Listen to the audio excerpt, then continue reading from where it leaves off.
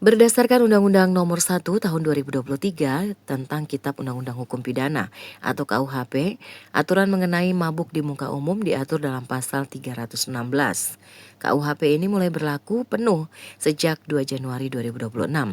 Poin penting terkait mabuk di muka umum dalam pasal 316 ayat 1 Undang-Undang Nomor 1 Tahun 2023, setiap orang yang mabuk di jalan atau di tempat umum dan mengganggu ketertiban umum atau mengancam keamanan atau keselamatan orang lain dapat dipidana.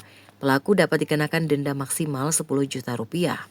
Yang dipidana bukan hanya aktivitas minumnya, melainkan perilaku mabuk yang mengganggu atau membahayakan orang lain. Kabid Humas Polda Maluku Kombes Pol Rosita Umasugi menegaskan, untuk meminimalisir peredaran miras di wilayah hukum Polda Maluku, saat ini sementara dilaksanakan operasi Pekat Salawaku dan masih sementara berjalan. Masyarakat diimbau agar tidak melakukan pelanggaran dengan mabuk di tempat umum karena sanksi pidana akan benar-benar diterapkan bagi pelaku sesuai dengan aturan yang telah ditetapkan dalam KUHP tersebut. Kami dari Polda Maluku berharap dengan adanya kegiatan ini masyarakat semakin sadar bahwa penggunaan miras secara tidak bertanggung jawab tentunya akan berdampak pada gangguan Kamtipmas.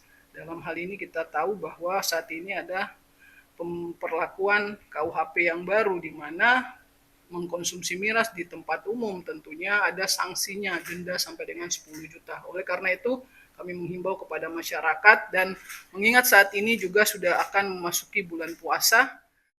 Ketentuan ini merupakan bentuk penegasan KUHP baru untuk menjaga ketertiban umum dan memberikan sanksi tegas bagi pelanggar yang membuat keresahan di ruang publik. Christine Sipahelut Kurniawan melaporkan.